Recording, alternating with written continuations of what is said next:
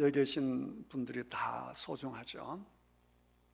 모든 성도님들이 너무너무 감사하고 잘 섬기고, 그저께 우리 교회에서 이틀 동안 전도 세미나를 했는데 다른 교회 성도님들과 목사님들이 너무너무 태인교회를 부러워하고 또 저를 보고 부러워 죽겠다고 너무너무 잘 섬겨서 너무너무 고맙고 감사한데, 모든 분들에게 감사의 박수를 드리도록 하겠습니다.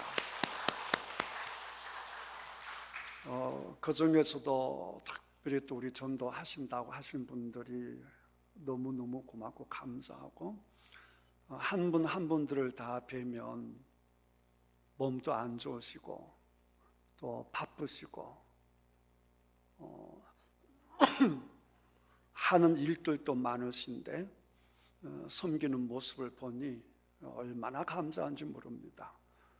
특별히 한 분을 거론해서 죄송하지만 제가 김복도 권사님한테 주일날 또 오후에 전도하러 나간다라고 해서, 권사님이 매일 식당 일을 하시는데 피곤하실 텐데 쉬는 날이 있어야죠. 그래서 권사님 쉬셔야지, 좀 쉬셔야 된다고 그랬더니 늘 내 자신 살겠다고 일을 하는데 언제 주님의 일을 하냐고 그러면서 유일하게 쉬는 주일 오후에 전도하시겠다라고 하는 그 말씀을 듣고 제가 너무너무 감동을 받았어요. 쉽지 않거든요.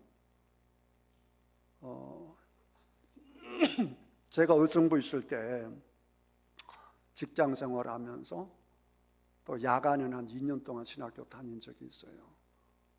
그리고 주일에는 또 교회 섬기고, 이제 의정부에서 서울까지 출근하려면 새벽같이 나와야 되죠. 그런 생활을 했더니, 그러니까 새벽에 나가서 밤 12시, 어떤 날 밤 1시 이렇게 집에 오고 그랬어요. 종로 5가에서 총알 택시를 타고 많이 퇴근을 하고 그랬습니다.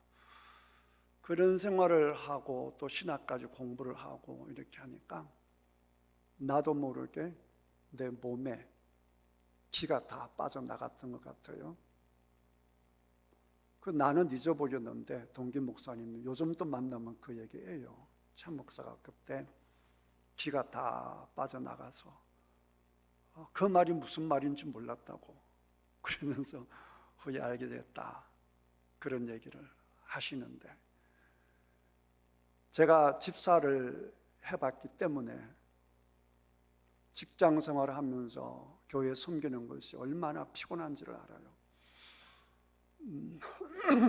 목사는 쉬는 월요일이 있지 않습니까? 근데 평신도는 쉬는 날이 없잖아요. 쉬는 날이 주일인데 주일날 새벽같이 와서 봉사하시고 이렇게 하시니까 정말 평신도가 받을 상이 훨씬 클 것이다 생각합니다. 그에 비하면 목사는 호강하는 거죠. 월요일날 쉬고. 특별히 우리 태인교회는 너무너무 잘 섬겨서 너무너무 고맙고 감사하고, 특별히 전도대원들 다 보면 한 사람 한 사람들이 상황이 좋지 않으신 분도 계시고, 시간적으로 경제적으로 건강적으로 다 불편하신데 그걸 감수하시고 전도하시니 우리 하나님께서 큰 상급을 주실 줄 믿습니다. 이렇게 열심히 하신 분들한테 내가 더 이상 열심히 하라 할 게 뭐가 있겠어요. 저보다 더 열심히신데 너무너무 고맙고 감사하고 그 열심을 계속 이어나가시기를 주님의 이름으로 축복합니다. 오늘 말씀을 보면 디모데후서인데, 디모데후서는 사사로운 감정이 제일 잘 드러나는 편지예요. 그러니까 낮에 그 바울이 빌립보를 썼을 때보다 사실은 진짜 옥중서신이라 할 수 있는 것이 디모데후서입니다. 낮에 말씀드렸던 빌립보서는 로마가 크리스찬들을 보호하던 시절이에요. 그런데 94년에 로마에 대화재가 나죠. 큰 불이 나죠. 네로 황제가 자기에게 모든 초점이 모아지니까 자기에게 네로 황제가 불을 질렀다. 즉 미친놈이 불을 질렀다. 이렇게 되니까 그 화살을 어딘가에 돌려야 되는데 그 화살을 어디다 돌리느냐? 크리스찬에게 돌리죠. 이때부터 로마가 기독교를 박해하는 거예요. 그 전까지는 유대인들의 박해가 있었죠. 로마는 박해하지 않았습니다.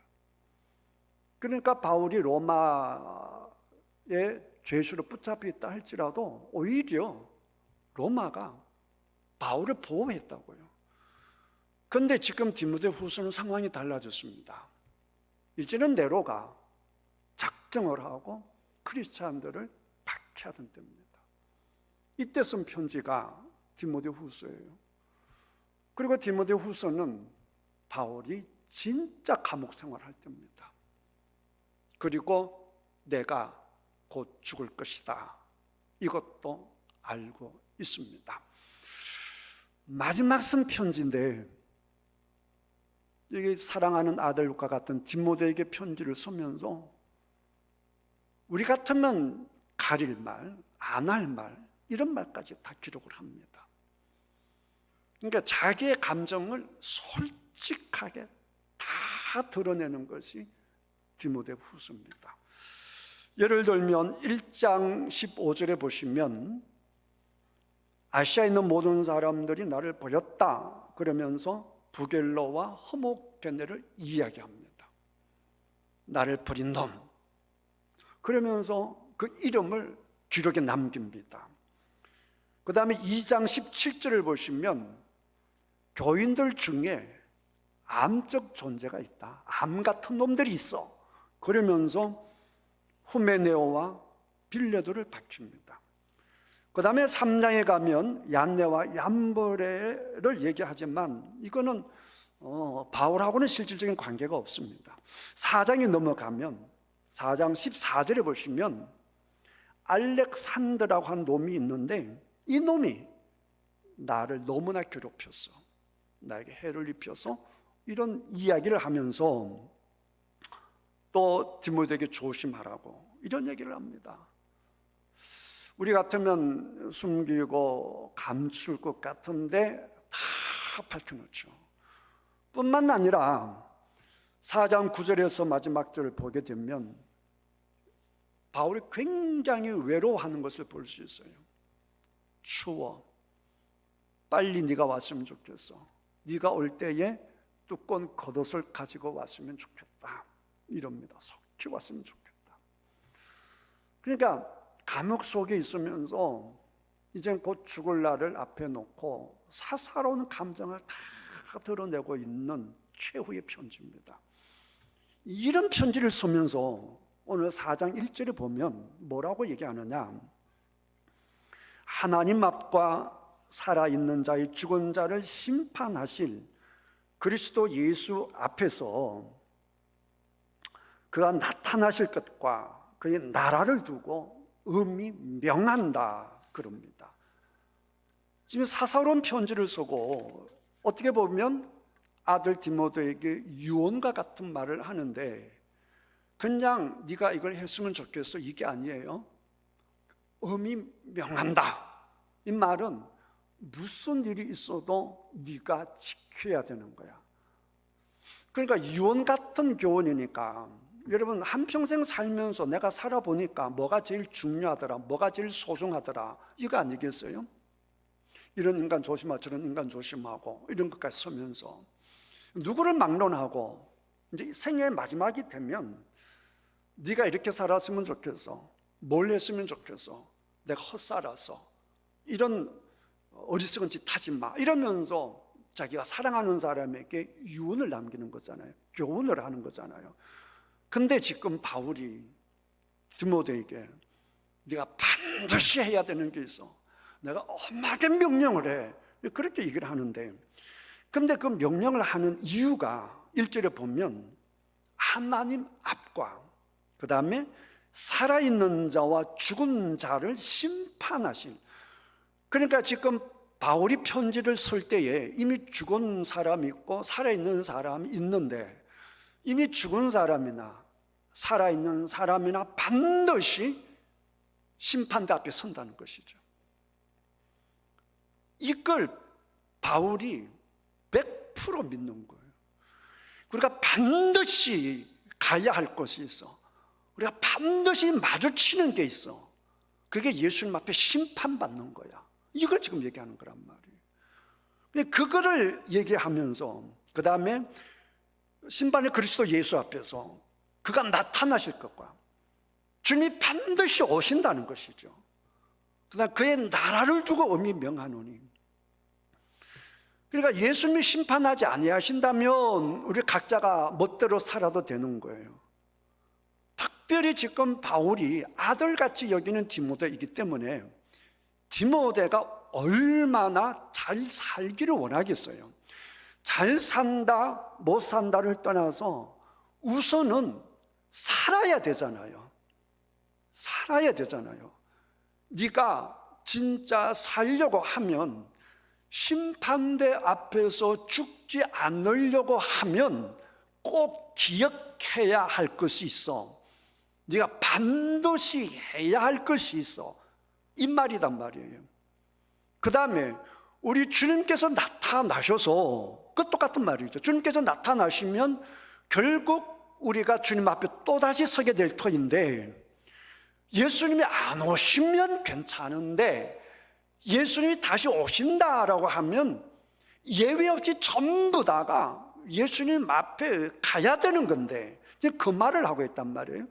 그 다음에 그의 나라가 이루어지면 영원한 나라가 유지가 될 터인데, 그 나라가 없다라고 하면 몰라도 그 나라가 주어진다라고 한다면 네가 그 나라에 가야 되지 않겠어? 네가 그 나라에서 상급을 받아야 되지 않겠어? 이 얘기란 말이에요. 우리가 이 세상에 살면서 세상 성공을 위해서도 얼마나 사람들이 부지런히 노력하고 밤잠을 설치면서 몸부림치는지 몰라요. 그렇게 열심히 하는데 그 뭐 금메달을 땄던 뭐 성공을 했던, 그래 봐야 30년, 40년, 고작 50년이에요.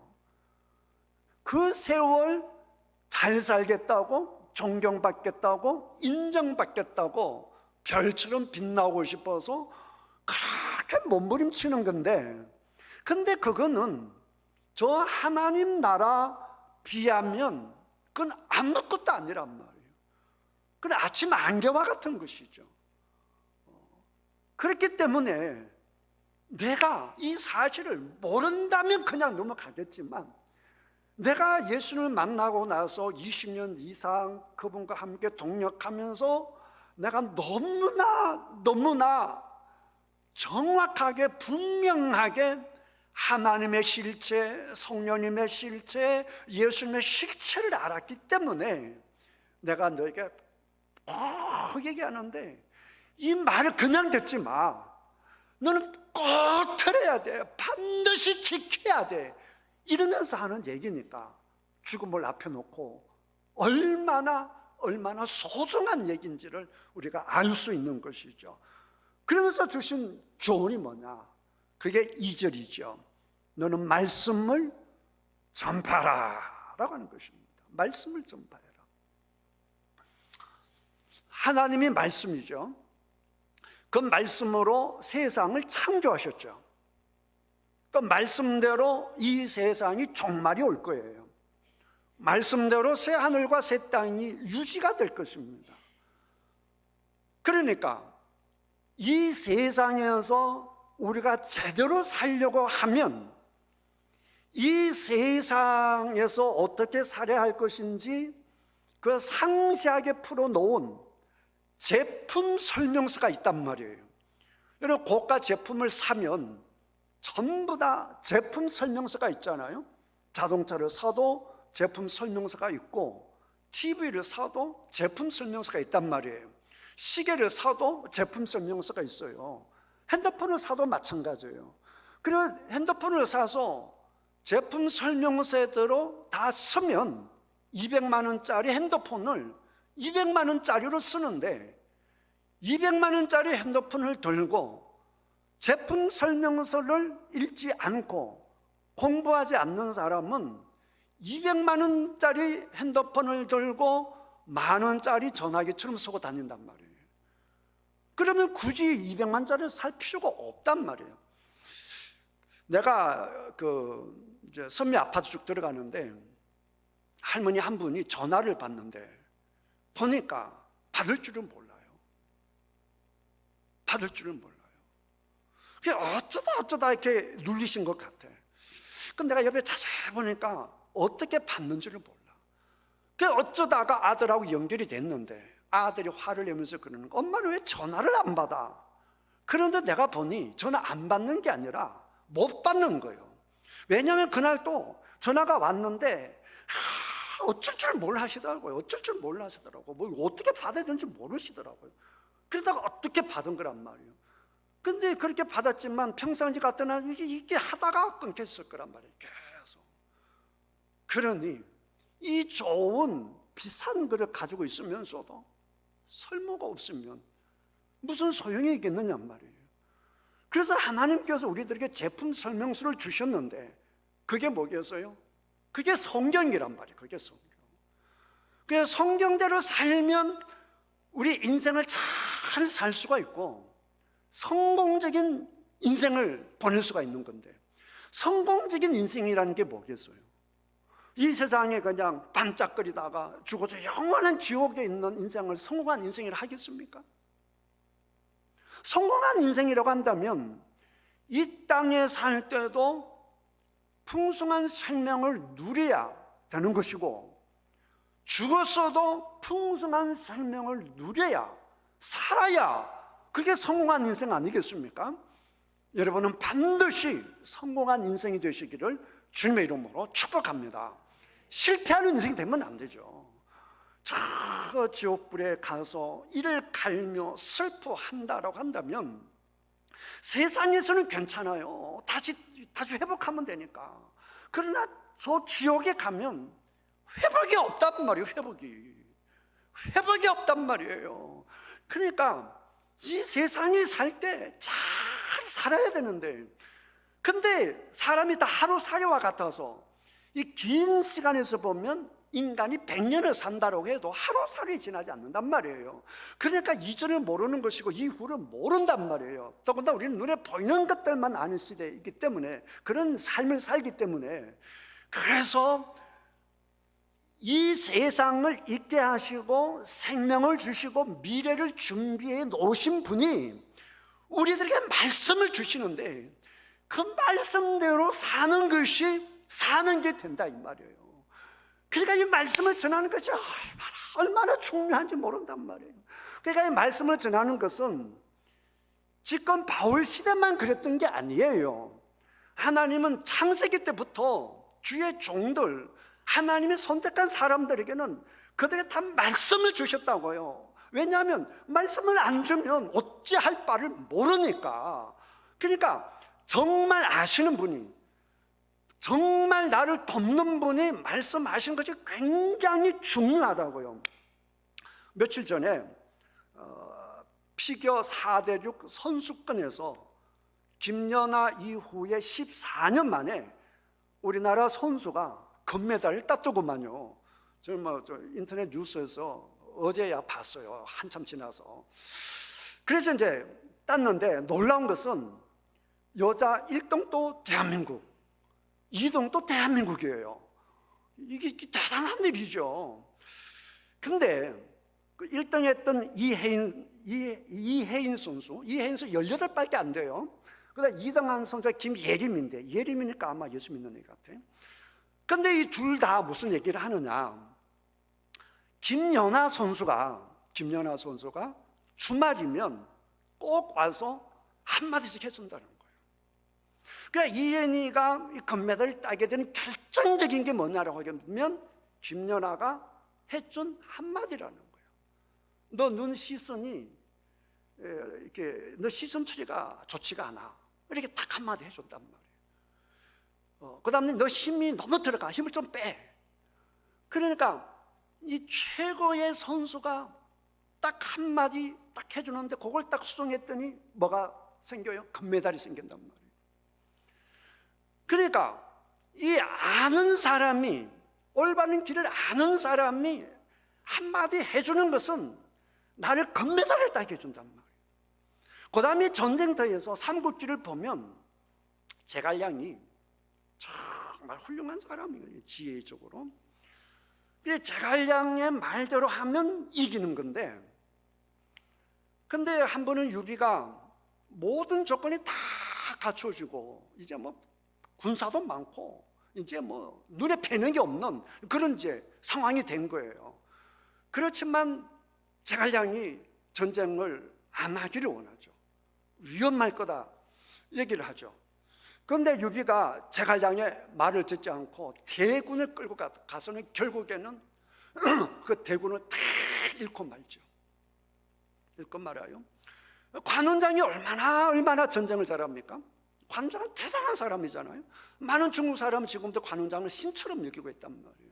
그런데 관운장이 제갈량의 말을 듣지 않다가 정말 중요한 형주성을 뺏기고 말아요. 제갈량 말 안 들어서. 그러니까 제갈량의 말을 들었으면 형주를 지켰을 것이고, 만약에 형주를 끝까지 지켰다라고 한다면 제갈량이 이후에 삼국 통일을 했을 거예요. 그런데 형주를 뺏기는 바람에 결국에는 삼국 통일을 못하고 결국 초기 망하고 만단 말이에요.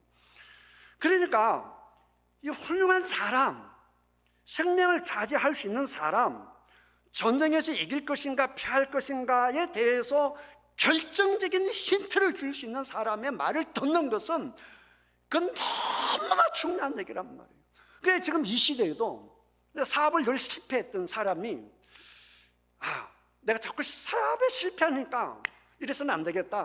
그러면 사업에 성공한 사람들에 대해서 공부를 좀 하자. 이렇게 해서 사업 성공한 사람 100명, 200명 그 사람들의 그 사업 방식 이런 것들 쫙 공부를 해서 그 따라가는 사람들 있잖아요. 그 사람들 거의가 다 성공한다고요. 거의가 다 성공해요. 왜?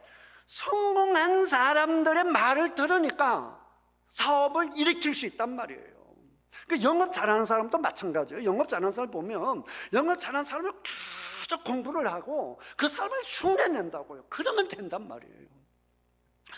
이 땅에서도 조금 뛰어난 김연아 말을 듣든지 제갈량 말을 듣든지 또 사업에 성공한 분의 말을 듣든지 해도요, 이 세상에서도 잘 되기도 하고 망하기도 하고 금메달 따기도 하고 그 다음에 뭐 이름도 못 낼 수도 있단 말이에요. 하물며 하나님 말씀이겠느냐 말이에요. 믿습니까? 하나님 말씀이겠느냐 말이에요. 그러니까 하나님의 말씀을 들으면 산단 말이죠. 그러니까 하나님이 이스라엘 백성들을 광야를 이끌어낼 때에 니들이 살 길은 내 말 듣는 거야. 그래서 내 말을 안 들은 너 죽어. 그러니까 어떻게 해야 돼? 미간에 손목에 표시를 해서 항상 하나님 말씀을 기억하자, 하나님 말씀을 따라가자, 하나님을 사랑하자, 하나님 말씀처럼 살자, 이거를 잊지를 마. 그냥 이마에 썰어 붙여놓고 이스라엘 사람께 볼 때마다 이 이마를 보면서 하나님, 우리 하나님을 놓치면 죽어 이랬단 말이에요. 그것도 부족해서 집 문마다 표시를 해놓고 들어갈 때 하나님, 나갈 때 하나님, 이래야 산다라고 했다는 것이. 여호수아가 우리 하나님께서 여호수아에게 이제 가나안 땅 들어가라, 침범해라, 다 이제 정복해라라고 했을 때도 네 입에서 말씀을 떠나지 말게 하란 말이에요. 말씀을 떠나면 죽는단 말이에요. 주야로 말씀을 묵상해라 이 말이에요. 그러니까 이 말씀이 너희들을 살리고 이 말씀이 전쟁에서 승리하게 하고 이 말씀이 너희가 저 땅을 젖과 꿀이 흐르는 땅으로 만들 것이다 이랬단 말이에요. 그러니까 과거나 사도행전 때나 지금 때나 하나님 말씀보다 진리가 어디 있겠느냔 말이에요. 하나님 말씀보다 우리에게 유익한 말씀이 어디 있겠느냔 말이에요. 여러분 믿습니까? 최근에 그 이석진이라고 하신 분, 그 주역의 대가 되신 스승, 그러니까 대단하신 분이 돌아가셨는데, 이분이 주역만 공부하신 게 아니라 유교 책도 많이 공부해서 책을 무려 한 40 몇 권을 쓰셨더라고요. 그러니까 이제 주역 공부하신 분들이 이제 두 종류인데, 주역을 가지고 뭐 점치는 이런 건 술이라 그래서 그건 좀 이제 하수들이고, 주역이라고 하는 것은 단순히 점을 치는 책이 아니라 이 동양에서 우주가 돌아가는 원리 이런 걸 깨닫게 하는 것이거든요. 그래서 공자님께서도 이 주역 공부를 굉장히 많이 했어요. 그래서 책이 닳고 닳도록 공부한 게 그 주역 책이란 말이에요. 근데 그 우리나라도 그 대가가 한 분 계셔서 그 돌아가셨는데, 내가 그분을 보면서 그분이 참 훌륭하시죠. 대단하시죠. 그 어려운 그 경전을 공부해서 40 몇 권의 그 책을 냈으니까 대단하신 분이죠. 그렇지만 그 인생을 보면서 내가 참 행복한 게 뭐냐, 그분이 아무리 평생을 90년을 그렇게 공부를 하고 그렇게 우주 돌아가면서 공부를 해도 그게 전부 다가 뭐냐라고 하게 되면 하나님이 만들어 놓으신, 하나님이 창조한 세계 속에 조그마한 원리란 말이에요. 그런데 우리는 이 부분을 공부하는 것이 아니라 이 우주를 창조하신 하나님에 대하여 공부를 하고 이 하나님의 말씀을 듣고 이 역사의 처음과 마지막과 저 영원한 새 하늘과 새 땅에 대한 공부를 하니 이 얼마나 행복하고 멋지냐 이 말이에요. 여러분 동의가 됩니까? 어떤 사람은 코를 평생 연구하고 어떤 사람은 학문을 평생 연구하고 그러는데 그 다 부분적을 연구하는 우리는 이 우주 전체의 하나님 영원 진짜 참 진리에 대해서 우리가 알고 공부를 하니, 그리고 그것이 우리에게 참 생명을 주니 누가 우리보다 더 행복하냐 이 말이에요. 그러니까 사도 바울이 이걸 깨닫고 나니까 다른 것은 전부 다 배설물이다 이거예요. 믿습니까? 그러니까 이제 딱 죽으면 주님 앞에 설 텐데 무슨 일이 제일 중요하겠어? 뭐가 제일 소중하겠어? 네가 하나님 말씀을 알는데, 네가 하나님 말씀을 가졌는데, 네가 이걸 가지고 다른 사람에게 전해주면 그 사람이 살고, 네가 이 말씀을 가지고 입을 다물면 그 사람이 죽는데 네가 말을 안 전해? 이런 얘기라고요.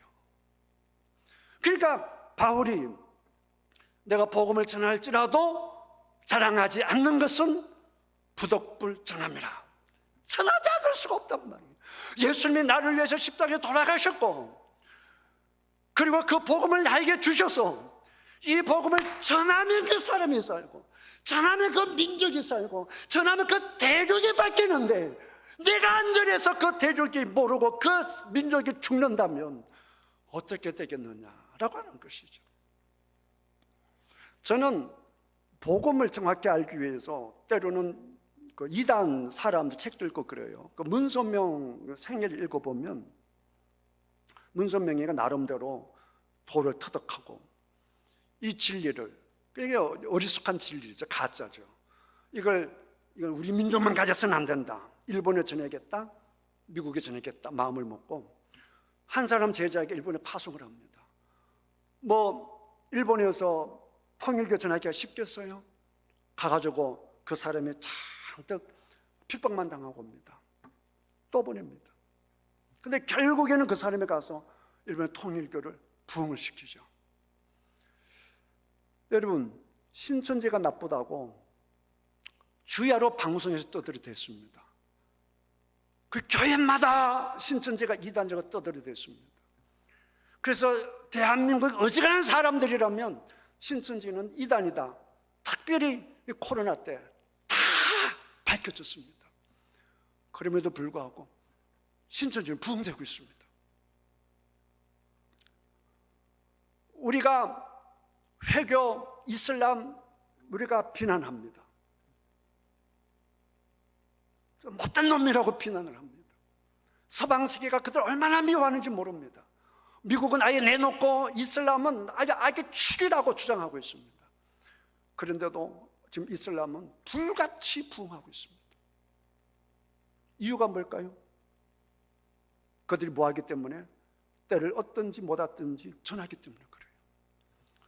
그러니까 이게 진리의 말씀이든 이게 사람을 죽이는 유혹하는 말씀이든지 간에 유혹하는 말씀을 계속 전하면 유혹하는 자가 생기는 것이고 미혹자가 생기는 것이고 진리를 계속 전하면 진리 따르는 사람이 생기는 것이에요.